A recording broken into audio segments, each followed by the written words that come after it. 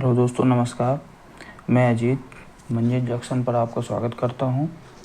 और आज हम लोग एनसीईआरटी का चैप्टर नंबर 2 ज्योग्राफी का नोट्स के माध्यम से कंप्लीट करने वाले हैं।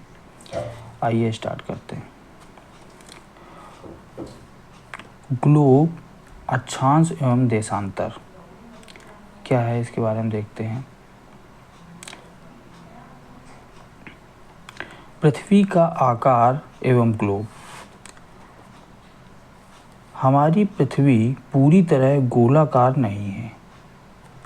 यह उत्तर एवं दक्षिण ध्रुवों पर थोड़ी चपटी और मध्य में थोड़ा उभरी हुई है। ग्लोब पृथ्वी का लघु रूप है। लघु रूप में एक वास्तविक प्रतिरूप, ट्रू मॉडल कह सकते हैं, जो विभिन्न प्रकार के आकार के हो सकते हैं। हमारे बड़े ग्लोब, इनको हम एक स्थान से दूसरे स्थान पर नहीं ले जा सकते हैं। ये इनको आसानी से एक स्थान से दूसरे स्थान पर नहीं ले जा सकते हैं। पॉकेट ग्लोब को पता ही चलता है कि जो हम जेब में आसानी से रख के ले जा सकते हैं। गुब्बारे जैसा ग्लोब, गुब्बारे जैसा कि मतलब इसको हवा भरी जाती है और इसको हवा भरने के बाद जिसमें हवा भरी जा सकती है और आसानी से एक स्थान से दूसरे स्थान पर ले जा सकते हैं। अब आ जाते हैं, ग्लोब स्थिर नहीं होते हैं। इसे उसी प्रकार घुमाया जा सकता है जैसे कुम्हार का पहिया लट्टू घूमता है। ग्लोब पर देशों, महाद्वीपों, महासागरों को उनके सही आकार में दिखाया जाता है। अब आ जाते हैं एक्सिस और पोल, अक्ष और ध्रुव की बात करते हैं। क्या है इसमें देखते हैं। किसी गोले पर किसी बिंदु की स्थिति का वर्णन करना कठिन होता है, इसलिए हमें कुछ निश्चित बिंदुओं एवं काल्पनिक रेखाओं के संदर्भ की आवश्यकता होती है। अक्ष, एक सुई ग्लोब में झुकी हुई अवस्था में स्थित होती है, जिसे अक्ष का, जैसे हम इसको समझ सकते हैं। जैसे हमारा ये ग्लोब है और ग्लोब में ये एक ऐसे तिरछी सुई लगी होती है, जो ये पॉइंट होता है, ये हमारा अक्ष कहलाता है। ये हमारा क्या कहलाता है? अक्ष कहलाता है। ध्रुव, अब जब हम ध्रुव की बात करते हैं तो ध्रुव में हमारे अक्ष से जो ये सुई आई होती है, ये हमारा उत्तरी ध्रुव होता है और ये हमारा दक्षिणी ध्रुव होता है। ये उत्तरी और दक्षिणी ध्रुव को दिखाता है। ठीक है। ग्लोब को इस सुई के चारों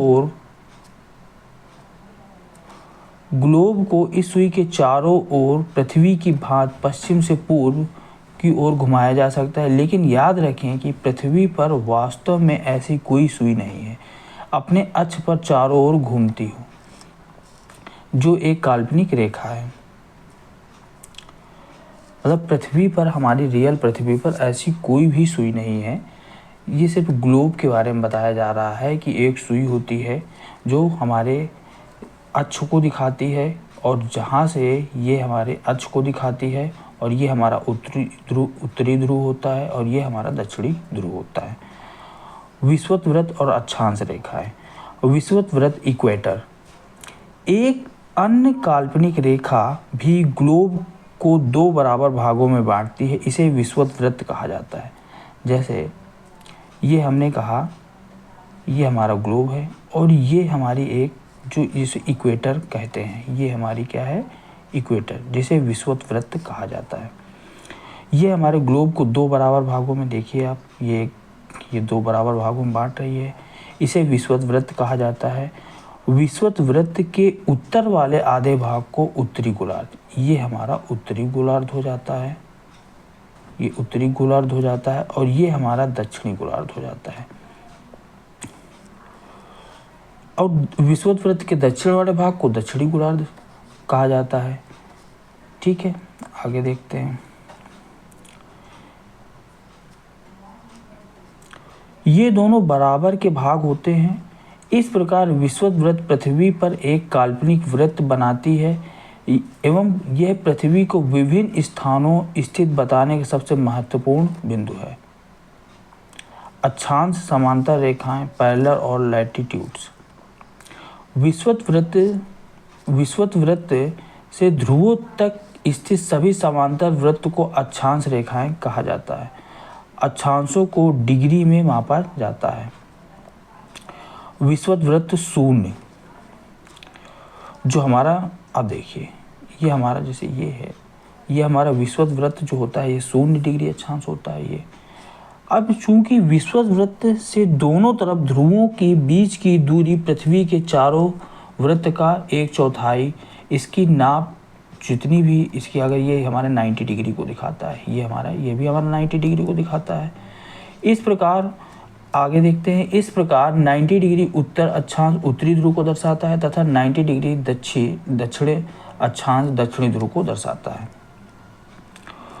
उत्तर एवं दक्षिण अक्षांश का निर्धारण। विषुवत वृत्त के उत्तर में सभी समांतर रेखाएं उत्तर अक्षांश और दक्षिण में स्थित सभी समांतर रेखाएं दक्षिणी अक्षांश को दिखाते हैं। प्रत्येक अक्षांश का मान उसकी दिशा उत्तर या दक्षिण भी लिखा जाता है। अगर हम किसी अक्षांश को दिखा रहे हैं तो ये भी हमको दिखाना होगा कि वह उत्तर में है कि दक्षिण, हम उत्तरी अक्षांश की बात कर रहे हैं कि दक्षिणी अक्षांश की बात कर रहे हैं। जैसे जैसे हम विषुवत वृत्त से दूर जाते हैं अक्षांशों का आकार घटता जाता है। जैसे जैसे हम विषुवत वृत्त के दूर जाते हैं अक्षांशों का आकार घटता जाता है। इसको थोड़ा सा समझ लेते हैं दोस्तों। जैसे हमारे पास ये ग्लोब है, ये हमारा 0 डिग्री वाला सबसे बड़ा, फिर उसके बाद ये छोटा, थोड़ा उससे छोटा, फिर ये छोटा, फिर ये छोटा, फिर ये छोटा, फिर ये छोटा, फिर यहाँ जाके एक बिंदु के समान हो जाता है बिल्कुल। ठीक है, अभी हम इसकी काउंटिंग नहीं करते हैं फिलहाल। जो है अगर 90 डिग्री इधर होते हैं, 90 डिग्री हमारे यहाँ पर जाके बिंदु बन जाता है। ये पूरा जाके यहाँ पर 90 डिग्री ये बिंदु जाके बन जाता है। अगर 90 हमारी टोटल हमारी अक्षांश रेखाओं की बात की जाती है तो 90 180 हो जाती है। लेकिन अगर हमसे अक्षांश की बात की जाती है तो हमारा यहाँ पर जाके हमारे कोई भी अक्षांश रेखा, यहाँ पर कोई भी बिंदु मतलब रेखा नहीं होती है, बिंदु एक बन जाता है। खैर ये इसके बारे में हम बाद में बात करेंगे डिटेल में, अभी हम NCERT तक ही रहते हैं। महाराष्ट्र के चंद्रपुर एवं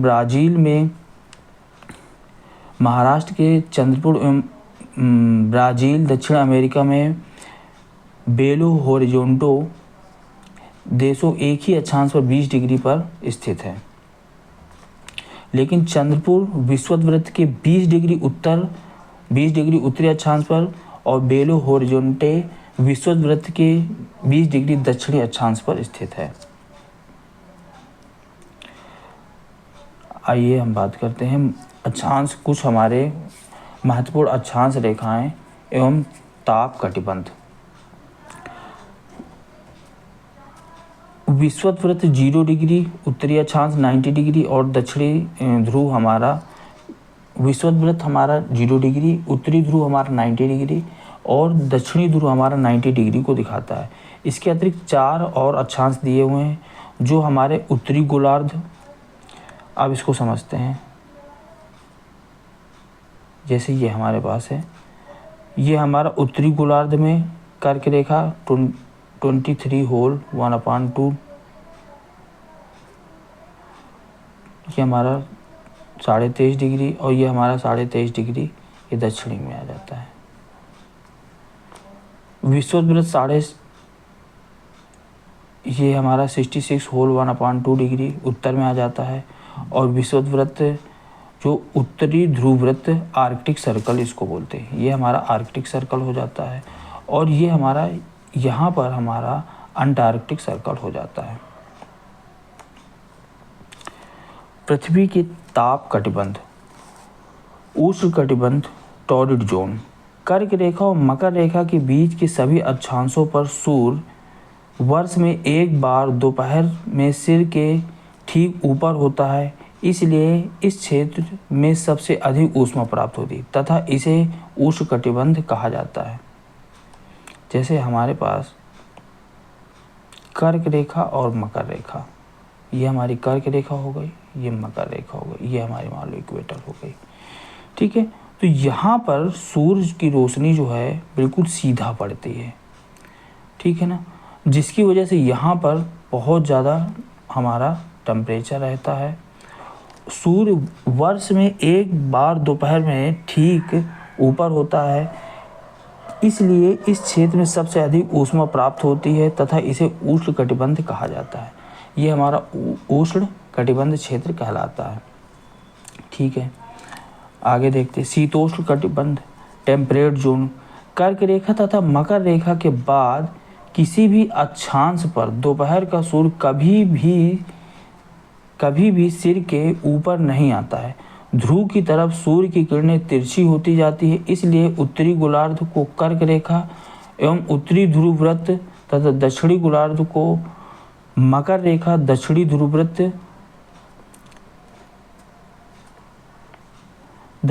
वृत्त वाले क्षेत्र का तापमान मध्यम रहता है। इसे शीतोष्ण कटिबंध कहा जाता है, शीत कटिबंध। अब देखिए इसको समझते हैं थोड़ा सा, इसको और डिटेल से थोड़ा देखते हैं। जैसे हमारे पास ये ग्लोब दिया हुआ है, जैसे इसको हटाते हैं एक बार फिर से, ये हमने ग्लोब लिया और ये जो है हमारी इक्वेटर हो गई, विषुवत रेखा, और इसके ऊपर हमारी कर्क और ये हमारी मकर रेखा। ये तो हमारा उष्णकटिबंध वाला क्षेत्र आ जाता है, ये उष्णकटिबंध क्षेत्र आ जाता है। फिर अगर थोड़ा सा यहाँ पर आ जाते हैं और इसमें मान लीजिए थोड़ा सा हम इसको बढ़ा लेते हैं, तो ये वाला, ये जो एरिया है, ये मान लीजिए ये एरिया, ये वाला, ये हमारा ये शीतोष्ण कटिबंध आ जाता है। ये हमारा क्या जाता है, शीतोष्ण। ठीक है, जिससे क्या होता है, अब शीत प्लस उष्ण मतलब शीत प्लस उष्ण मतलब शीत और ऊष्मा दोनों होती है, मतलब इसमें गर्मी भी होती है, सर्दी, मतलब मध्यम टेम्परेचर रहता है।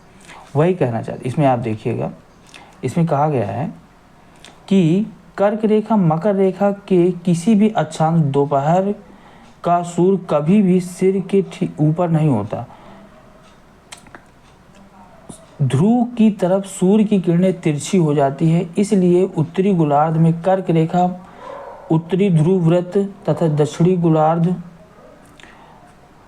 गोलार्ध में मकर रेखा, दक्षिणी ध्रुव वृत्त के बीच वाले तापमान का, इसका तापमान हमारा मध्यम रहता है, शीतोष्ण कटिबंध कहा जाता है। ठीक है ना, तो इसमें समझ में आ गया कि क्या है इसकी कहानी पूरी। आगे देखते हैं शीत कटिबंध। अब देखिए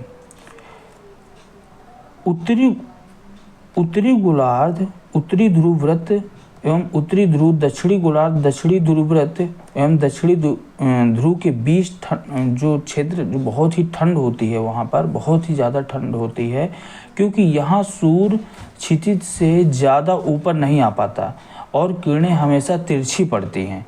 अब देखिए इसको समझते हैं।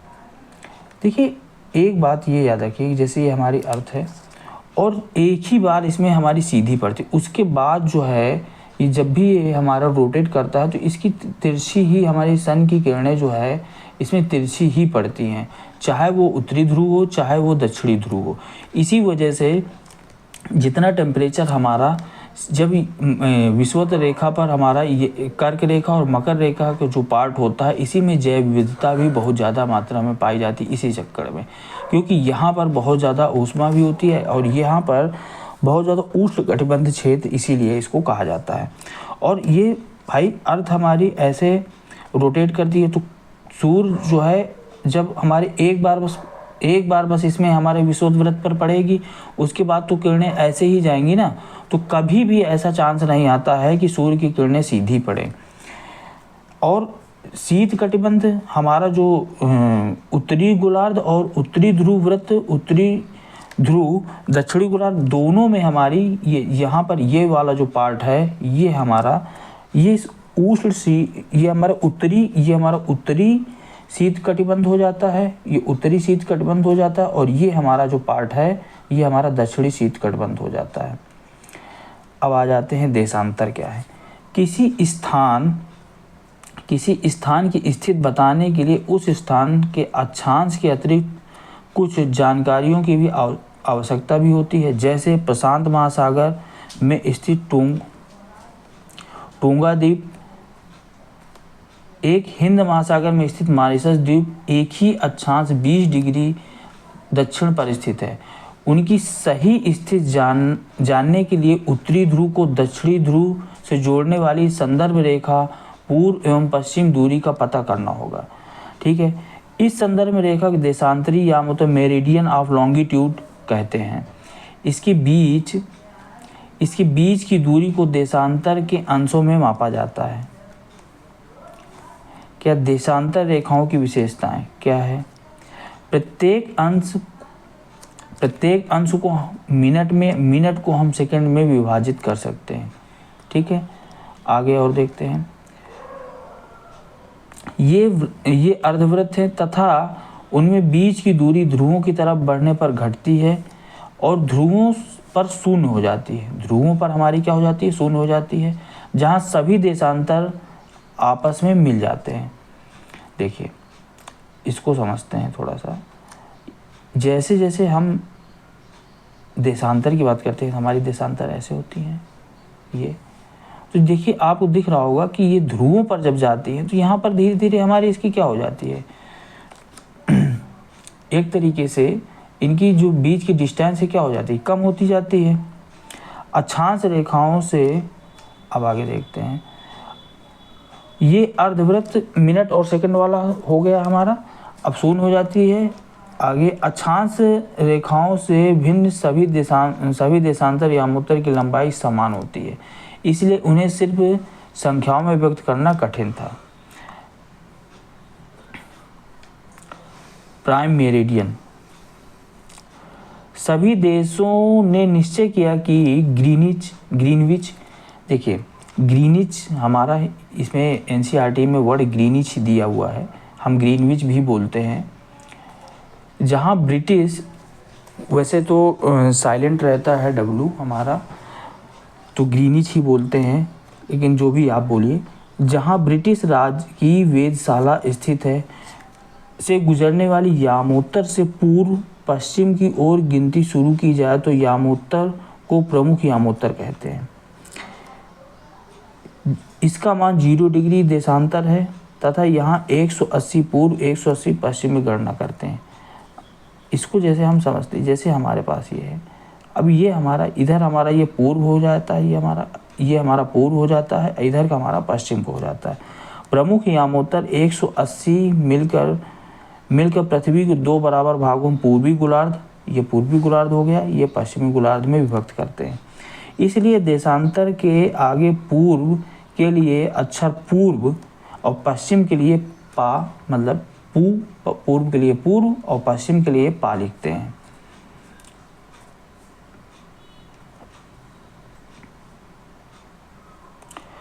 यह जानना रोचक होगा कि 180 पूर्व तथा 180 पश्चिम यामोत्तर एक ही रेखा पर स्थित है। मतलब इसके कहने का मतलब है कि 180 पूर्व 180 पश्चिम हमारा एक ही रेखा पर स्थित है। अब हम देखते हैं ग्रिड वाला कॉन्सेप्ट देखते हैं। ग्रिड प्रणाली क्या है? ग्लोब पर अक्षांश समांतर रेखाएं एवं देशांतर यामोत्तरों के द्वारा बनी जाल ग्रिड कहलाती है। आपको किसी स्थान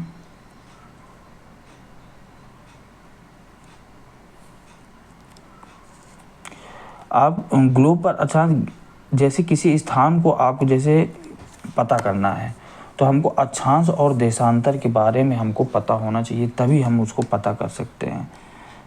देखिए, जैसे हमने कहा ग्लोब पर अक्षांश और समांतर रेखाओं द्वारा बनी जाल ग्रिड कहलाती है।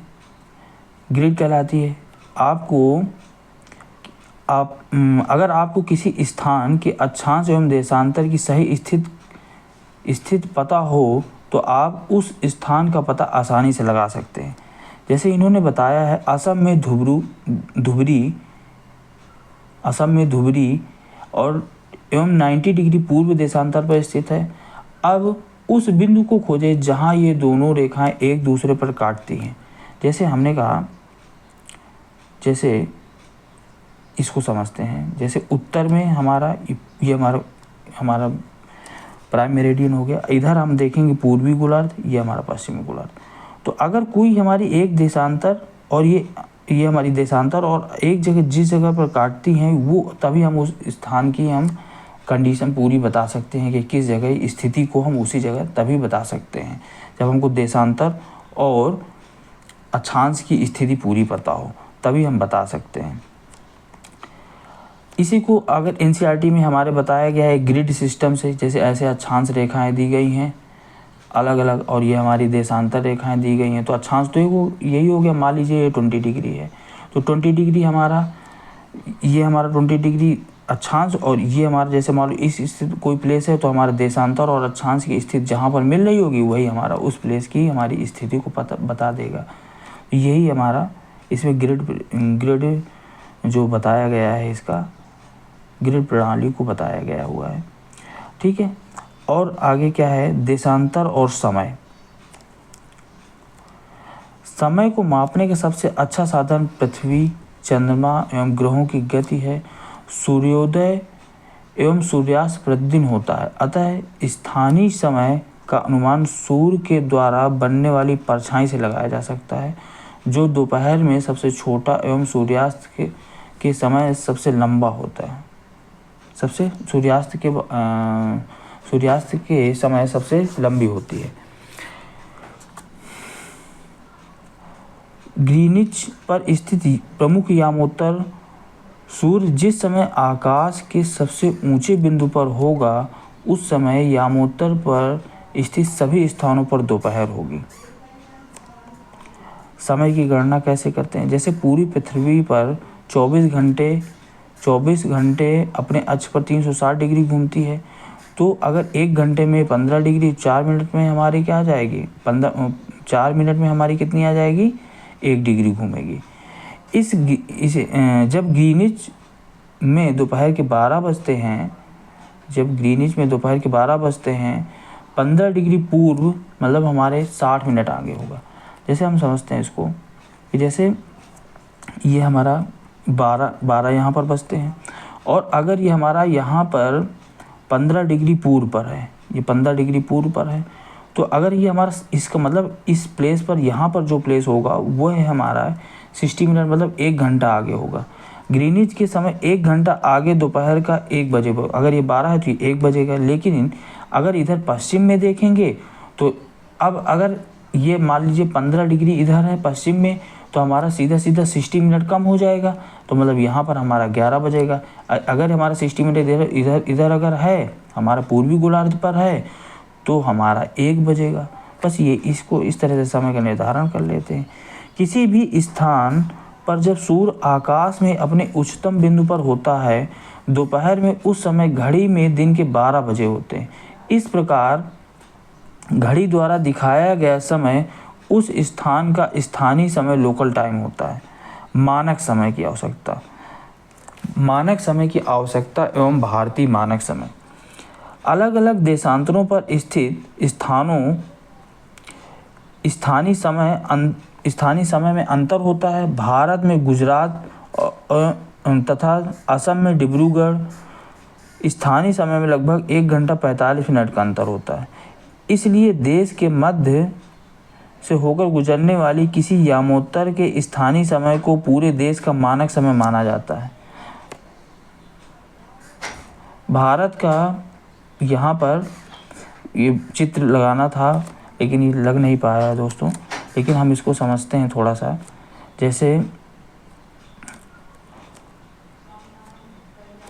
चलिए फिर बाद में इसको देखते हैं।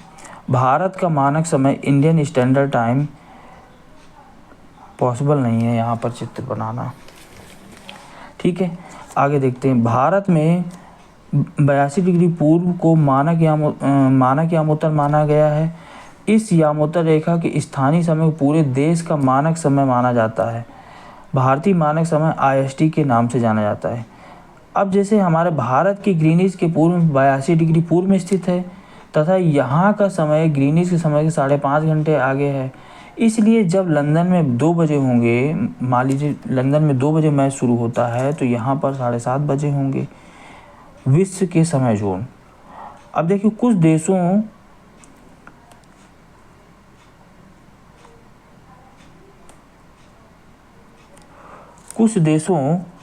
के देशांतरों का विस्तार अधिक है, जिसके कारण वहाँ एक से अधिक समय अपनाए गए हैं।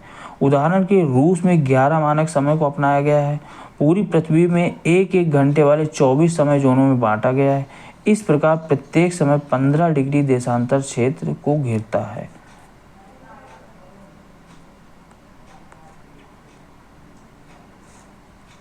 ये दोस्तों चैप्टर कंप्लीट हुआ हमारा। अब इसको समझ ले, थोड़ा सा MCQ दिए हुए हैं। प्रमुख यामोत्तर हमारा इसका मान कितना होता है? 0 डिग्री। शीत कटिबंध किसके नज़दीक पाया जाता है? ध्रुवों के। देशांतरों की कुल संख्या कितनी है? 360। दक्षिणी ध्रुव वृत्त स्थित है हमारे दक्षिणी गोलार्ध में। ग्रिड किसका जाल है?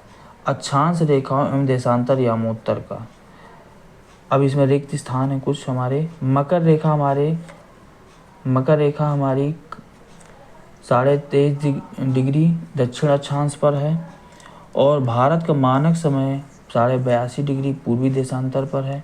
0 डिग्री यामोत्तर को प्रमुख यामोत्तर के नाम से जाना जाता है। देशांतर के बीच की दूरी ध्रुवों की तरफ घटती है। उत्तरी ध्रुव वृत्त उत्तरी गोलार्ध में स्थित है। दोस्तों ये हमारा चैप्टर 2 कंप्लीट हुआ। अब आगे नेक्स्ट वीडियो पर मिलते हैं नेक्स्ट चैप्टर के साथ। Thank you.